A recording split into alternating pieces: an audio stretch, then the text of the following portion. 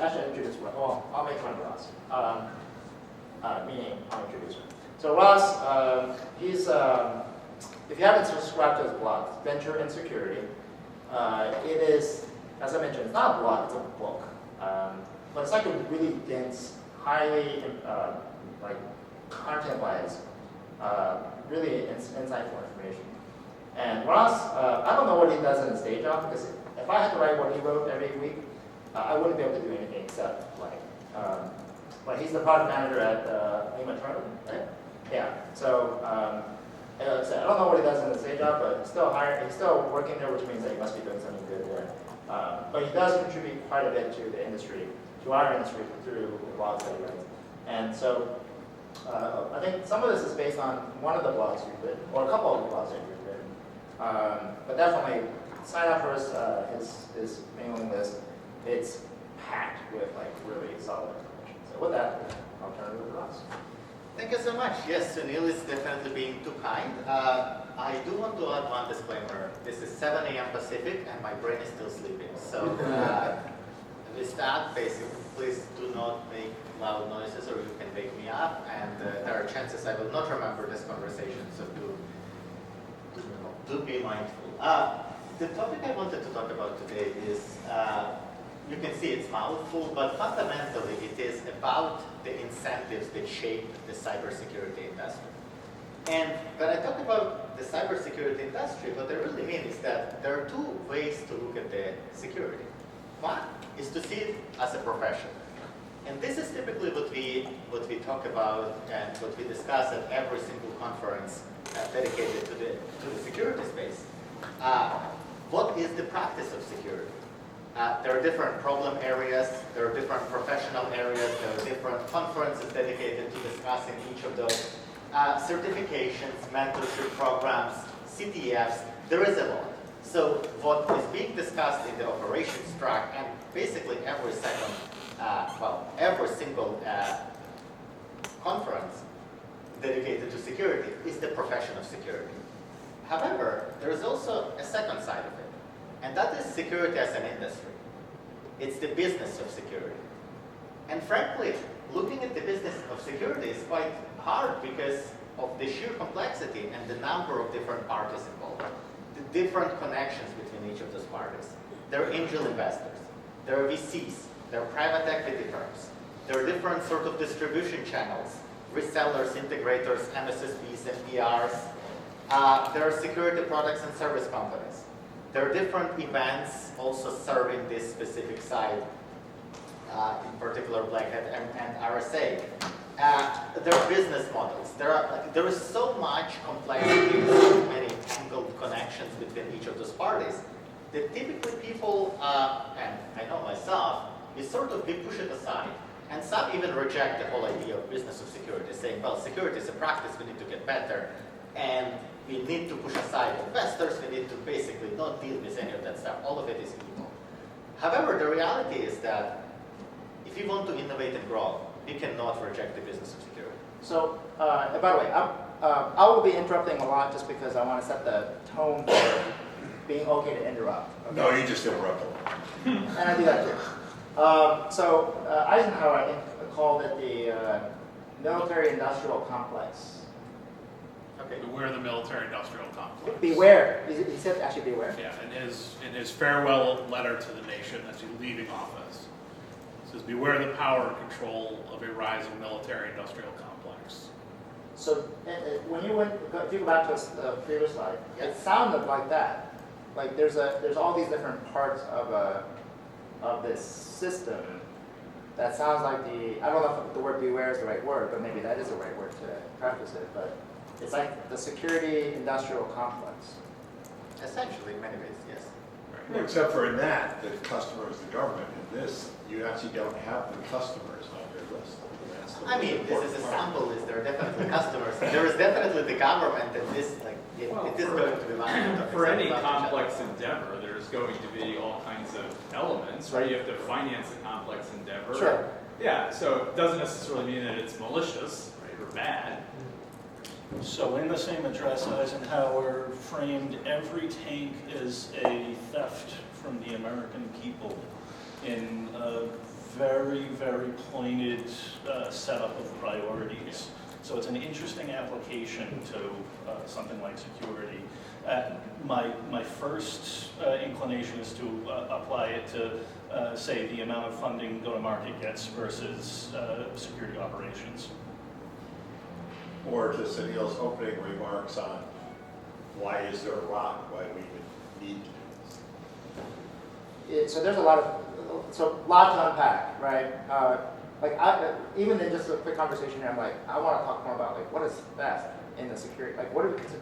So these are to Duncan's point, right? Because you were trying to say military-industrial complex, the customer is the government. I rebut that. I say the customer is the people, and the government is just a construct that you're using to disclaim responsibility for what they're doing. And so, in some ways, what we have here is something where there are actually meaningful corporate entities that are not just we the people, that are not just the polity, right? And so how, in fact, are they being influenced, or if you prefer to say governed, by the consumers, by the stakeholders, to drive what the expectations of consumption for security products are? Both those analogies are good because the industries serve themselves, not the people. In other words, in both cases, it would be better to not have the tanks and feed more people, or not have the security and, more go to the bottom line. If you solved it, it might not be the optimal way to solve it. It's the optimal way to put the most money into the industry. The current systems are optimized to make money for the industry, not to solve the problem. Yeah. It seems to also be an industry that defines itself, right? You have agencies like Gardner and Forrester running around defining market segments that then lead to infusion of capital into those market segments, so leads to that, like a growth of new startups in those segments and consolidation after the fact. So, where is the governance, right? It's a self-perpetuating entity to some extent. Well, it's his original point on the incentives. The incentives are the capitalistic incentives of the companies to make. There are quite a few, actually. There are quite a few. So the way I wanted to basically structure the discussion, and it does not have to be this way, of course, was to look at the three specific categories of players, look at investors, look at what I call influencers, so the parties in the industry which do not directly distribute products, but influence the buying decisions. Regulators, analyst firms, which you mentioned, and insurance companies. And then to have a brief look at the distributors and the parties that actually sell products. So look at the channel partners, direct sales, and so on. We could approach it that way, or we could have more of a broader discussion about the industry. Why don't we go where you were pointing and see Let's where do it it. goes from there? Awesome. So those are the three categories of stakeholder groups I wanted to look at. And the intent is to really ask several questions. How do they work? How do they make money? Like, how does the money exchange hands? And what does it mean for us? Like, do we need to care about it? Do we not? Is there any, are there any incentive systems that we should understand better? Or is there a misalignment in some places? And if it is, if there is, then do we need to do anything about it? And can we, like people in this room, for example, do anything about it? Investors is one of the most contentious ones, except for the industry analysts. But it's also yeah. I'm not looking at the ex-analysts in the room. But it's also an interesting one, specifically angel investors and VCs. And I think it would be quite interesting to first look at let's have a look at the angel investors. Like, how does the angel investing model look like? Who are the angels? How do they make money? How do they participate in the ecosystem? It's an open question. Anybody? They work a couple, or at least in some cases, they work a couple of different ways. They will often establish an amount of money at the beginning, and then also establish a line of credit with interest back to it that doesn't count against the evaluation for like EBITDA.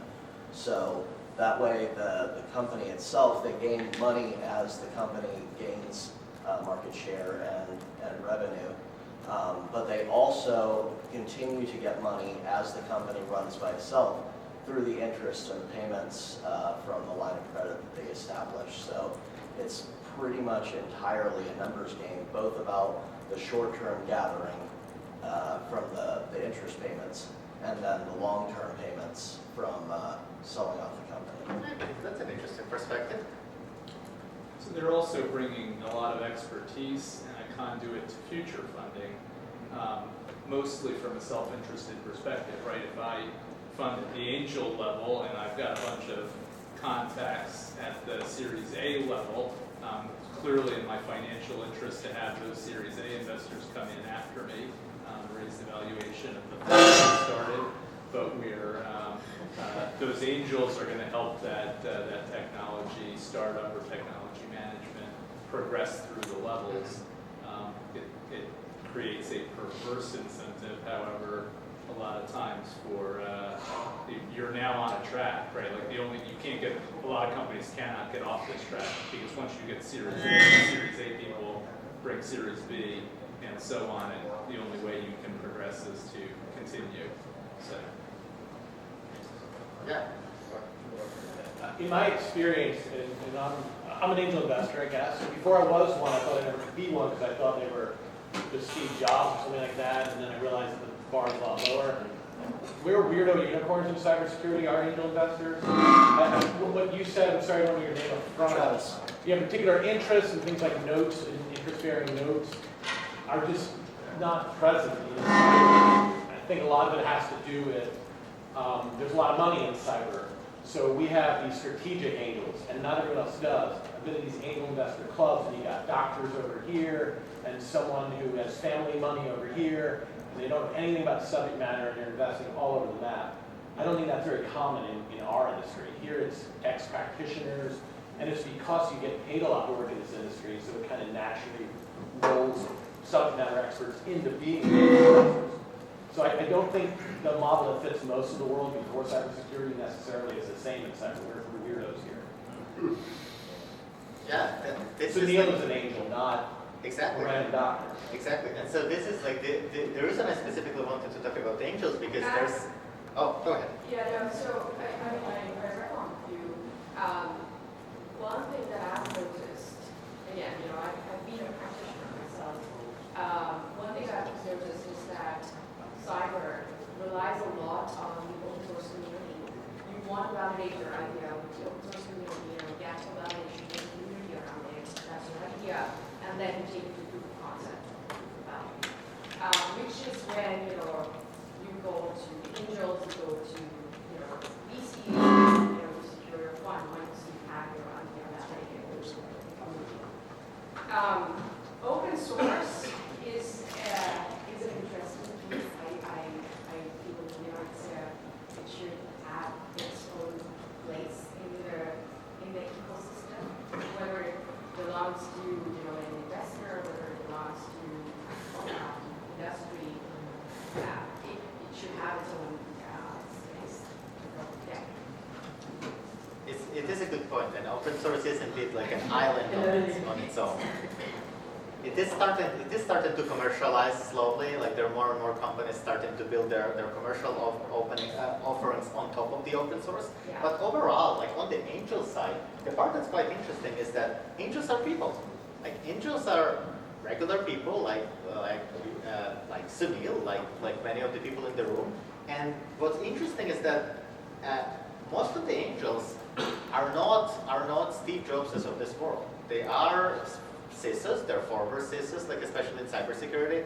They are some mostly senior security practitioners looking to get more hands-on and to get more familiar with how the industry functions, and most importantly, to support startups they believe in. So what's super interesting about angels is that one, they're individuals, they're not companies, and two, they invest their own money. Meaning there is no external entity except maybe for their partners at home who really expects a return on investment within a certain time frame. I would disagree. I think angels have a much shorter time frame for when they expect a return. I would say it depends on an angels, doesn't it? Anyone else in angel investor? At least that's my experience. My experience as well as my own. Like, Sure. I would want a 3 times return in a year is great for an angel. A 3 times return in a year for a VC is bad. 100%. I guess my point would be that probably some of the companies you supported as an angel, they're probably started by your friends and the friends of friends. And so even though the financial component is an important part of it, it's not necessarily the number one motivator, or is it? No. Yeah, I would argue that's kind of the opposite. The angels have a lot more tolerance because, hey, why haven't you turned a profit yet? Why haven't you exited yet? Oh, we're busy working on it. Okay, sorry, we kind of back down. But the VCs are like, look, the clock's ticking. We're going to change leadership if you're not, right? If you don't exit in the next 6 months. Yeah, so basically angels are people who have others in their network started companies and who are willing to provide with some capital. So it can be as little as, I don't know, $1,000 through a syndicate, $5,000 or 10K directly, or it can be much higher depending on the individual's abilities and desires. But overall, the angels only get paid if the investment is successful. So they don't charge fees. They don't charge any extra. They don't have any extra arrangements. It's fairly bland in that way. Another difference between angels and VCs is that angels typically exit the company before the company itself exits, like before somebody buys the company or before the company IPOs. Right, which is why I was saying I think what I want to focus from a structural standpoint is I think angels actually may be shorter term thinking. VCs will be slightly longer, but still pretty short term thinking. And we are incentivized in different ways in that I'm actually perfectly fine for an early exit as an angel, whereas many other later stage investors would not be. So there's a perverse incentive amongst angels for faster exits. There is, yes. Assuming the specific angel has invested into a specific deal, expecting a monetary return as the primary way to basically get paid back. So the general point I would make is that if you think about this industrial complex again, what we benefit from is long-term thinking. I think that's what we want to aim for. So then, does the angel ecosystem undermine that, or does that actually help? Okay, and I would postulate that it actually undermines long-term thinking. But I think Jerry's point is right that we don't, as angels, we don't have influence in terms of the direction of the company as much. We don't have a board seat, whatever. But I'm definitely incentivized by hey, when are you going to exit? Exit sooner, right? So what motivates? I guess, I've not been in that space yet. What would motivate you to be an angel? What criteria do you see that would say, this is something that I would like to look for into a product, into an idea, a specific deal, because that would, if you're thinking about a startup, you want to have that in mind. You're taking money from an angel, or you're hoping in an angel. You want to, of course, meet that, and then at the same time, have a long-term vision, which is to grow the company and have a successful exit. There's a lot of motivations. I think at the end of the day, the question is it, how long-term is my thinking? Yeah. And then what do you typically look for if, when you make a decision to exit?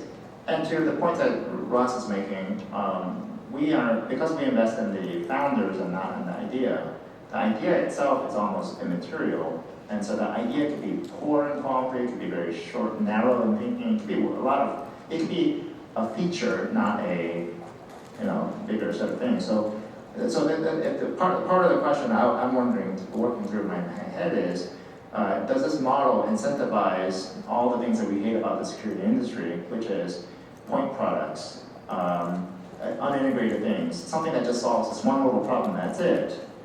And maybe that's my question. Is that what, if it starts with the angels and the angels don't really care about the product, they just care about the entrepreneur and making a quick buck at some level, then do I really care about the features that they're making? And I think my answer is actually no, not really. So Sunil, you're saying you are the problem. Yes. Again, That's a system, the system itself is not incentivized for long-term thinking. Well, yes, and what is good, like the place where I would disagree is that angels function fairly independently, and the motivators that drive you to make certain decisions are not necessarily the motivators that drive somebody else. So, angel investment is a model, but the motivators can be fairly flexible. Like I know I made some investments in companies that I honestly don't care if they're going to exit within the next 2 years or the next 10 years, but I think that idea should absolutely be implemented, and there is a company that should exist to tackle that problem. So, and I know, essentially, fundamentally, I think angel model is very subjective. It drives some people to look for quick exits and to look for a quick path, but there is no inherent external pressure for them to do so, which is very different than the VC model, and that's where I would love to get into.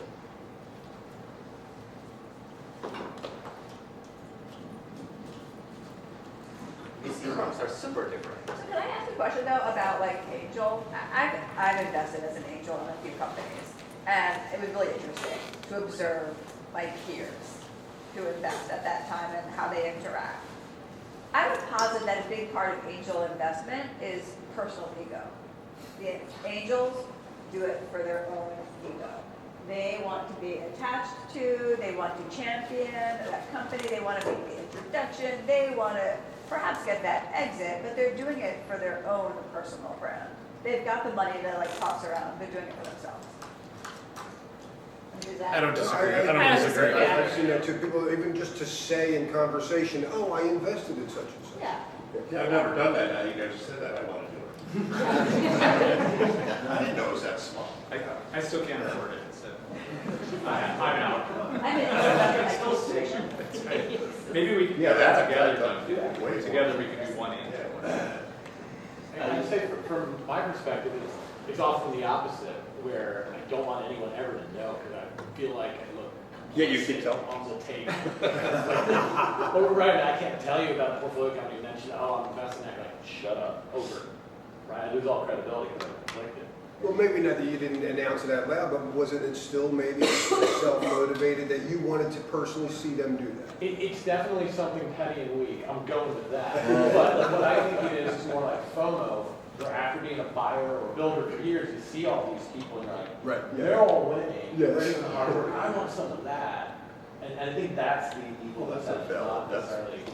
part of yours too. Yeah. So there's an interesting dovetail here in the ego perspective, given the cult of personality that the industry perpetuates. I literally started out at a San Mateo startup. I was in the heart of it. I saw the reality distortion bubble firsthand. I'm not an investor type. My next big investment is my next laptop. So it was an interesting perspective to have. I came to San Mateo from Congress, which is another gathering of 400 plus cults of personality, all separated with all these little hierarchies. So to me, the ego point on angel investors and to some extent the VC stuff really does dovetail with a cult of personality that the industry itself relies upon. I think it's definitely a perspective that does influence the way people make decisions. The counter argument I would bring is that, let's just say tomorrow a practitioner approaches somebody in this room and says, hey, I truly want to solve this painful problem that I have been experiencing for the past 10 years at my work. I really need some capital to do it.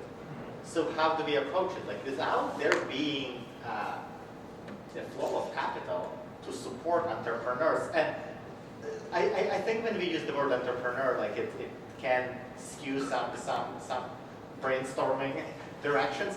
But if we say to support practitioners to build the next generation of security solutions, that capital is needed. And so the question then becomes, what is the best source for young entrepreneurs to access the capital? Is it angels, or is it, for example, VCs? Like, I would love to. Go ahead. So the advantage on the angel side, so I'm from Buffalo, New York. It's a smaller city, but it has some intergenerational wealth. And so there are groups like the Buffalo Angels, who are a group of angel investors who invest in companies within 100 miles of Buffalo. And so they are a great way in, because there aren't a lot of VCs on the ground in Buffalo. You need that network to do an introduction. We as a community are running an event, Buffalo Startup Week, November 13th to the 16th, and we're actually doing a funding day. We're bringing in VCs from outside the community onto the ground to connect with the people building companies in the area that we know about, because sometimes it's just a geographic restriction on accessing venture capital.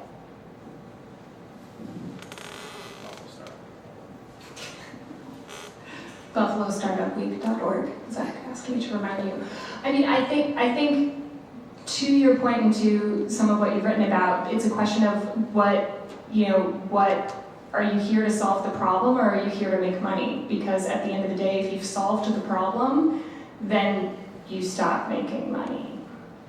Unless you find a new problem to solve, or you continue making problems to solve. Or your solution creates problems. Yeah, that was kind of my subtext. Or your solution just has natural ongoing revenue. Yes, that's... Because it doesn't solve the problem, it just generates revenue. Yeah. I mean, I worked as a consultant for a long time. We were really good at that. But are you asserting that a proper solution to a problem is a once and done always? I think part of what I believe is that, like, cybersecurity, digital safety, all of this stuff, right? Like, our goals as defenders should be to work ourselves out of a job. And that may, in an ideal world. And that may be true, but I don't see, companies saying, we're going to put a security guard in place, get it all squared away, and then no more security guard for the rest of the time. Right. I mean, as threats evolve, defenses are going to need to evolve. But I think when we're talking about the business and the entire ecosystem, trying to discern who is in it to actually do good and who is in it to make cash is difficult. There's a lot of cash. But isn't it irrelevant? It's irrelevant if you want to make money, if you want to do good. Right? As long as you solve the problem. Or Exactly. not. I don't know. Well, let me ask. So I think we're making a pharmaceutical analogy at some level, which is we feel like the security industry is just not really working towards a cure versus just treating the symptoms. Do you think that there is? Well, first of all, the real question is there even a cure? Because if there is a cure, then we of course want to work with a cure. Well, a question is, should there for it? I think part of the issue is the model we're seeing ends up creating the revenue stream, possibly solving a problem in a temporal way, creating the revenue stream and stripping as much as they can out of the company while leaving the revenue stream intact. So going back to what you're talking about as far as the potential to find a solution, right? In the problem domains that we operate in, specifically in cybersecurity, the levels of complexity are tremendously unfathomable when you actually break them down, right? So coming into that sort of problem domain, assuming that you can provide a simple solution, e.g. a fix, problem solved, done. No need for that company anymore, the problem has been solved, keep moving, is a bit of a fallacy from my perspective at least, right? So that gets into more, I guess, realistic situations where you're always kind of chasing the evolution of the problem or the evolution of the solution, right? So it's the typical defense in depth sort of approach, right? The sorts of security controls that you put in place now are different than the ones you put in place a decade ago, different than the ones that they put in place a decade before that, so on and so forth. And there is the evolution of technology that feeds that, but there's also the evolution of understanding of complexity in these systems that allows us to put in place those controls. So there's, I don't know, there is no simple fix, at least in my experience, and I've been doing this for, unfortunately, a long time. So I think if you're seeking an ultimate solution for even point problems, you're fooling yourself, you're deluding yourself. You're applying simplicity to a complex problem, and that's going to leave gaps, which is then going to foster more solutions and more problems, right? So But that- fear any kind of search for a simple solution, though. It was implied in the I conversation. think it's kind of a straw man. Yeah.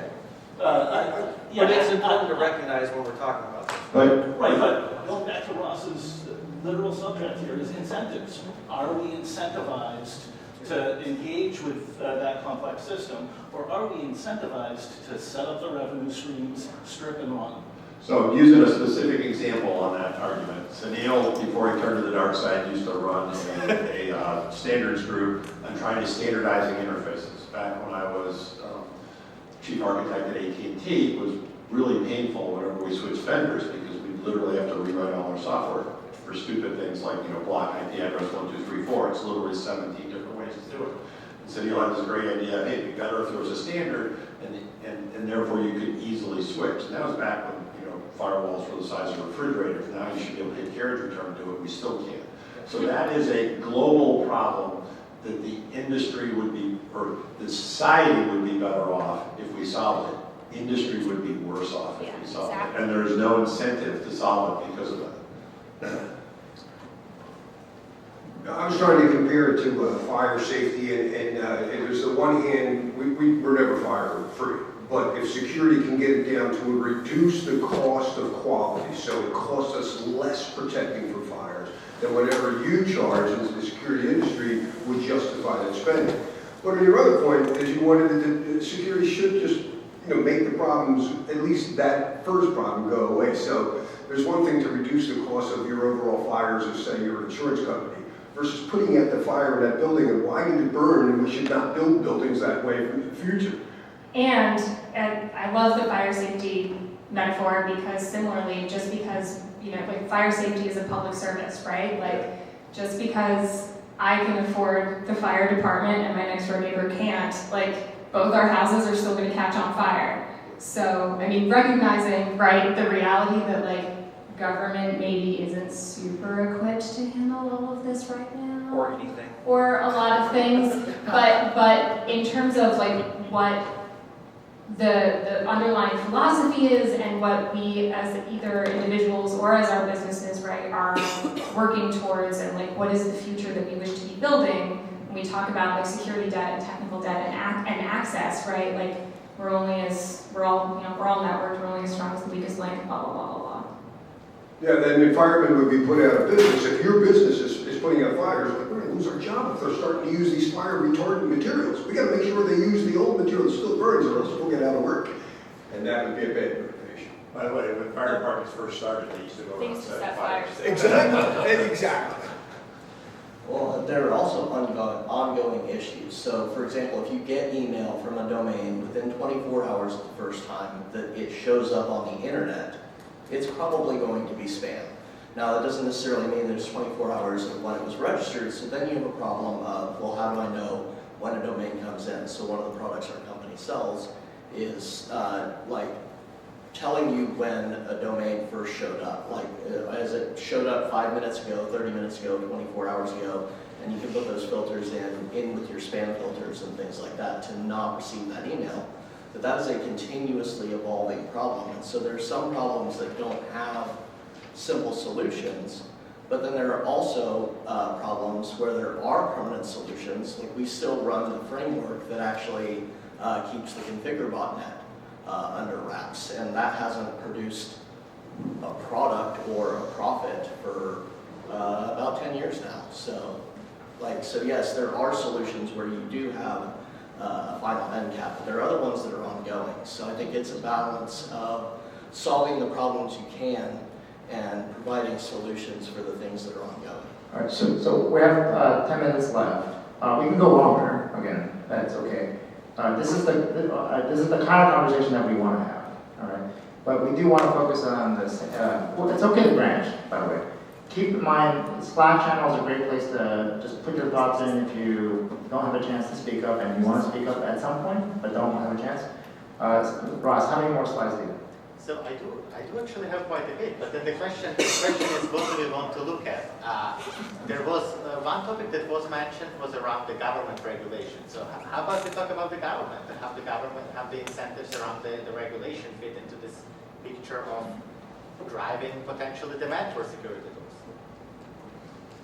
Like, does it? Also, Do they? our talks dovetail really well, so we can also hit some of these in a little bit. Yeah, talking about government regulation, I could definitely see a need for regulation in terms of, if nothing else, it sets the playing field. And just that, I don't know. The best example I can think of is, I remember the beginning of COVID where some businesses were saying, oh, you gotta wear a mask, and others saying you don't. And they were, this is where none of us had worn a mask before or whatever. And so like, if business A said, yes, you definitely have to wear it, and another business B said, no, wear it when you want. It was one of those things of, well, all right, I've never worn a mask before, so I'm just going to go to company B. But when the state or government said, yes, everybody has to do it, then it's like, well, everybody's doing it, so business A and business B are essentially similar. And so if there's regulation that says you have to have, in the 90s it was antivirus and firewall, okay. That everybody bears that cost of having to get antivirus and firewall. And now it's EDR, identity, and everything else. And so everybody has to bear that cost. And so it's, you have your investors that would say, why are we spending so much on security? Well, you can also say, well, my peers are also spending so much on security. And so if you regulate it in such a way that, okay, you're normalizing, you're setting the baseline for security spend a little bit higher. I mean, I know that kind of goes back in the previous conversations, but you can at least say, oh, the security team can at least say, oh, now we at least have some money for a few more people that we can get up to a certain standard of security. So if nothing else, I could see regulation helping in that respect of getting the budget. Why we have sprinklers in this room, it's regulations. Yeah. So on a federal legislation level, the first thing that you want to pay attention to, anybody who talks about this specific thing is someone you want to listen to, the Congressional Technology Office. Used to be a thing, got killed. There's a bipartisan effort to bring it back. It's a similar independent office to the Congressional Budget Office. They produce reports about technology. They inform legislators and legislative choices. So anybody who wants to bring the Congressional Technology Office back does the perfect first step towards informing legislation rather than just writing it. So one other aspect on legislation or on regulation though is it doesn't have to be the kind of regulation like, hey, you have to have firewalls. It can be regulation like, no, you're not allowed to have this 40-page EULA that says we're not liable for anything no matter what happens. It could just be make people liable for what they do. There's a big thing with the government and the regulators. I have 2 points here. First of all, if the government was any good at this, we wouldn't have spam calls. So let's just say there's a lot of work to do in that area. And the second thing is you have to be careful on the regulations. For large companies, not a big deal. The large companies, the regulations aren't such a big deal. They can fund it. Now think about the small companies. Think about the mom and pop stores, small medical practices. You would literally, if they had to have someone with a firewall, with EDR, it would put them out of business. This is why we need to fund the FTC. Yeah. I was going to also, to your point, I think that's a really good point that as you start to drive the small businesses out, you actually push them towards SaaS providers that are going to be able to provide services just a la carte. So like the same way that people now go to different websites for having SEO or any other type of website protections. But to the question that you asked, is the government incentivized to create regulations around this from a financial standpoint? I absolutely think that there is, because it's not that the government makes money, but the government is usually one of the largest customers in the cybersecurity sphere, because when they create a regulation, companies now are going to be contracted There are groups that are going to be funded to do research for it. So just for example, when the FISMA Act was passed, 2002, that prompted so many of the contracting companies to form assessment teams, writing teams, research teams. So that was a massive amount of money that was poured into helping the federal government comply with the laws and the regulations that they created. So I think that the government probably is one of the most incentivized groups. I would even go further, and I would say that the government is making money. Well, it could be making money because the government, well, fundamentally, I think there are two main market creators in cybersecurity. There are the bad actors, and there is the government.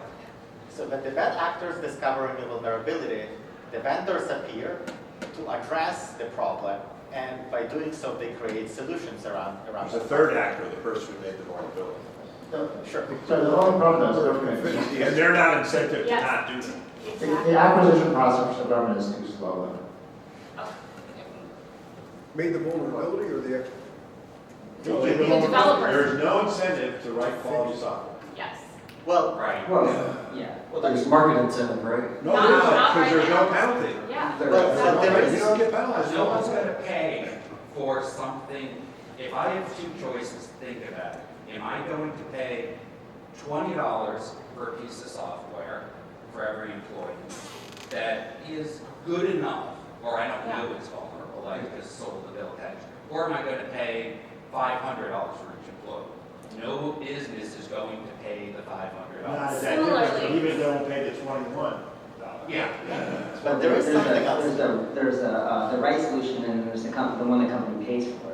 Yeah. So like that economy is really important to understand. It's like we have like the rights. Yeah. I wanted to say something about the regulation too. As from the academic literature, we see a lot of things for academics inform policy. Policy affects companies and stuff. But like password policy, for example, right? We've all seen what happened with password policies, right? You put a password policy in, and actually what it does is it reduces entropy for threat actors to actually, they don't have to guess anymore. We've actually reduced the possibilities for what we do. It's like, well, we'll make it longer. Well, Crazy Horse Battery say, well, Rich shaded a XKCD comic that had the password paper, right? Well, they actually studied that. They actually saw, what if you put random, letters there? It was actually a much stronger password from an entropy standpoint, but it would never make it into policy because, well, that doesn't sound like it would be a good policy to have, even though it's just words together. And and my point is that some policies, the regulators will implement policies because that's what they know how. We might need this, I don't know what the gentleman up front said about Chief Technology Office, that organization, we might need something like that, but I think that's what NIST tries to do. Yes. In their roles, and I know NIST researchers there as well, so like, they're trying to do it, and laws are reactive, not proactive here. And so because they're reactive, they want to be a little bit slow to do those things. So then tying that all back to incentive motivations, like the incentives for the government is like, well, we might make money by a byproduct, but I don't think their incentive is to say, oh, well, we want to make sure that these vendors have a market, and we therefore create a cybersecurity industry, right? I think that's 100%. I guess the one part that I would mention is that big security vendors have lobbyists present in the government to make sure that the government is paying attention to the problem areas where they're selling products. That's protecting capital, right? Every industry does that. Yeah. So I don't want to rehash the comments around is the government effective or not. I think it's trite but true to say that government creates perverse incentives, does things by statute and by regulation that end up failing, and of course there are counterexamples that prove the rule. But if you don't believe that, look at what effect those statutes and regulations have had on our industry. We have a circumstance at the moment where it used to be fair to say 10, 20 years ago that some of those regulations were a nice barrier to entry for the big players to leverage against small shops. We're now at the point where the compliance costs for even the large enterprises are causing us to misdirect effort away from addressing the real risks. It's not the way to go. So basically we are promoting compliance over security. I was was curious if we could switch to the next slide. Which one? The insurance company. Yes. We absolutely can. I can share some of my perspectives, or we can open up. So here, how many different factors do you have in here? Like in terms of points of influence? You have insurance, you have regulators, you have Analyst firms. analyst firms. Oh, okay. So those are the three where I look at the influence. And then obviously I was talking about the distributors and how the products are actually Distributors, sold. and certainly the vendors, buyers. Okay. So the question is, where's the lowest hanging fruit to apply to change incentives? That is a good question. So, one idea would be to change the regulation. Sorry. Actually, Claude, One idea before would you go, be to change the regulation. sorry, Claude, before you go, as an analyst, former covered analyst. I was trying hard not to draw the attention to the sorry, Claude. Yeah, I know it looks like you had to run, but for your meeting at 10 or something. But just real quickly, do you think, as a former analyst, there's any sort of incentive to change how analyst firms operate? I think at the end of the day, you mentioned something in the first one with angel investors. They're people. Analysts are still people as well. So there's the analyst firms themselves, they have the incentives to make money out of people, they've got incentives to make money out of the investors. But the actual individual analysts covering the markets, they're people, they're in for the fame of, probably not the fortune, but definitely the glory of getting a market created after them. So, I mean, that's an incentive for them. Is that easy to shape and kind of do? I think the biggest challenge with industry analysts, as with many other types of entities in the industry, is the two-sided incentive model, where an analyst firm, for example, takes money from the vendors who are paying to essentially get some time on the analyst and talk to the analyst and be the top of mind for them. And then it also gets the money from the enterprises who are looking for the advice about the best tools for them to potentially evaluate. And so it's not that the individual analyst is biased, it's that fundamentally an analyst firm is taking money from two sides which are looking to solve fundamentally different challenges. Vendors want to be recommended as the best solutions, and the buyers want to actually get an unbiased opinion about the best solutions. And we have those incentives in every other place. For example, with distributors, with channel partners. Like a company, like a vendor that works with a channel partner, wants obviously to push its products to the customers.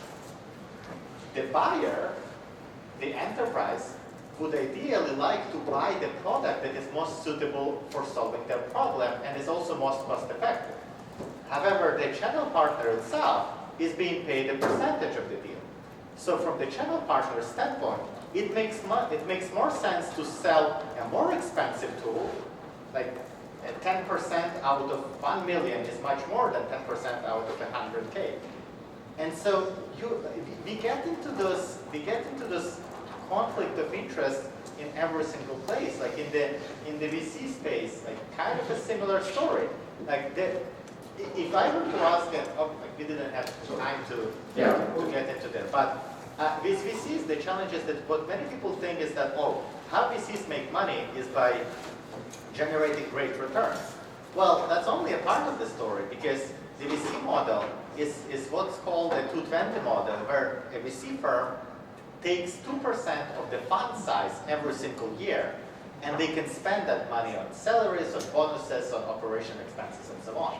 So VCs are actually incentivized to grow their funds, their assets under management, meaning to raise more and more funds, which has to now be deployed to roughly the same number of companies, but now with bigger check sizes, which needs to lead to higher valuations, like more expensive exits. So it's the complexity of all of those incentives and how they all interplay together that creates a very fascinating space.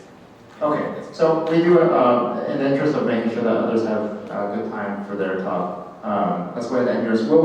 Please post your slides in this live channel. Folks have a chance to read through it and ask additional questions. Again, the goal here is to understand what's the incentive model and how can you shape the incentives differently. As an example, insurance companies, I tell insurance companies, look, you can tell me how, for those who've heard me talk about pets and cattle, insurance companies can ask me as much as they want in terms of how well I take care of my pets, but a better question might be, how many pets do you have? Okay, and so that creates a different incentive for organizations to get rid of their pets, or have as few pets as possible. The other reason why insurance companies are interesting is, again, because the vast majority of the people assume that the way insurance companies make money is by collecting more premiums than they pay out in losses. But that is really only a very small part of the story, because the vast majority of insurance companies make money by collecting premiums and essentially getting interest and reinvesting the premiums and getting the interest rate. That's what they call float. So if the insurance company pays out as much in losses as it collects in premiums, it is still a very profitable insurance company. Like if it breaks even, there is a float, and that's the way Warren Buffett made so much money. It bought the insurance company and it made the money on float, which he called free money. Again, fascinating topic. If anybody wants to talk about afterwards, please do say hi. Otherwise, I'll post the slides and let's continue the conversation. Thanks, Ross.